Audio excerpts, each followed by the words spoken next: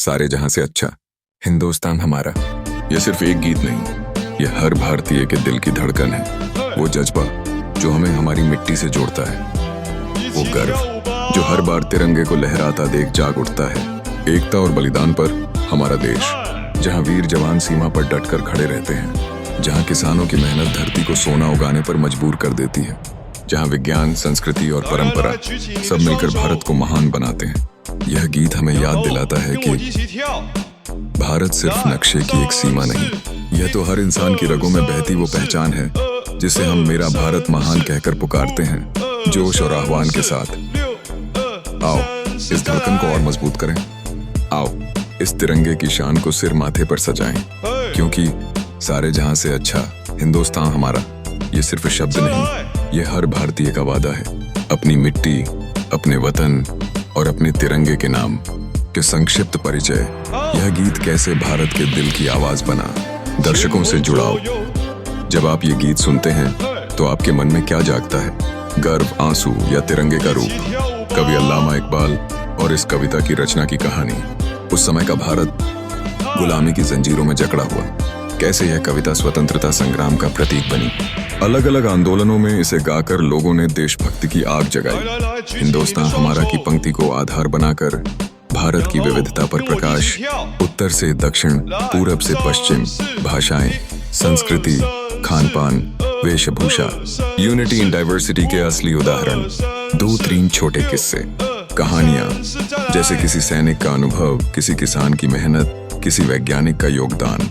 आजादी के आंदोलन में इस गीत की गूंज, शहीदों की कहानियां, भगत सिंह, चंद्रशेखर आजाद, नेताजी और असंख्य गुमनाम वीर। दर्शकों को भावुक करने वाला सेगमेंट, उन्होंने अपनी जवानी कुर्बान की ताकि हम आजादी की हवा में सांस ले सकें। बीच बीच में गीत की पंक्तियां दोहराई जाएं, जिससे भाव जागृत हों। कैसे भारत ने शिक्षा, विज्ञान, अंतरिक्ष, खेल और कला में तरक्की की। ISRO, Chandrayaan, digital India, startup India जैसी उपलब्धियां। सारे जहां से अच्छा आज भी उतना ही प्रासंगिक क्यों है? आज के युवाओं के लिए संदेश, देशभक्ति सिर्फ 15 अगस्त या 26 जनवरी पर नहीं, बल्कि हर रोज अपने कर्म, अपने काम और अपने मूल्यों से दिखानी है। भविष्य का भारत कैसा हो सकता है? स्वच्छ, शिक्षित, आत्मनिर्भर और एकजुट भारत। सारे जहां से अच्छा हिंदुस्तान हमारा। यह गीत हर भारतीय के दिल की धड़कन है। हर बार जब हम इसे सुनते हैं तो हमें याद आता है, हम सिर्फ एक इंसान नहीं, हम इस महान भूमि भारत के बेटे बेटियां हैं। आज हम इस गीत की गहराई, इसकी आत्मा और इसके पीछे छुपे इतिहास को समझेंगे।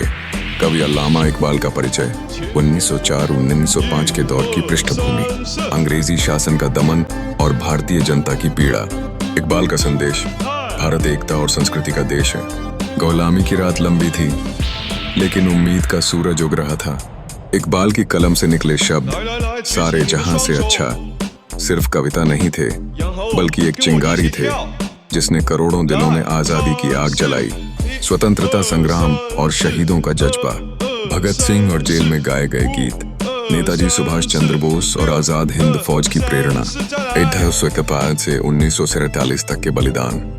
जब क्रांतिकारी अंग्रेजों से लोहा ले रहे थे, उनकी आवाज में यही गीत गूंजता था, सारे जहां से अच्छा हिंदुस्तान हमारा। ये गीत हर क्रांतिकारी की नसों में खून बनकर दौड़ता था। भारत की विविधता और एकता, भाषाओं, धर्मों, संस्कृतियों का संगम, यूनिटी इन डाइवर्सिटी को उदाहरणों के साथ समझाना। अलग अलग राज्यों की झलक, कश्मीर से कन्याकुमारी तक, गंगा से गोदावरी तक।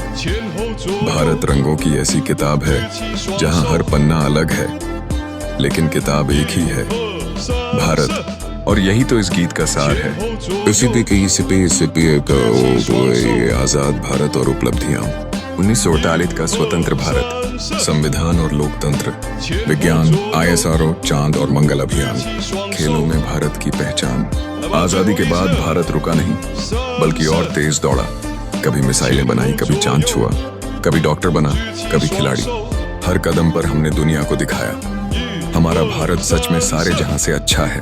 युवाओं को संदेश, देशभक्ति का असली अर्थ केवल नारे नहीं, कर्म। अंत में गीत की सामूहिक गूंज। आज यह गीत हमें याद दिलाता है, देश प्रेम केवल त्योहार नहीं, बल्कि हर रोज का कर्तव्य है। अगर आप मेहनत करते हैं, सच्चाई से जीते हैं, तो वही असली देशभक्ति है।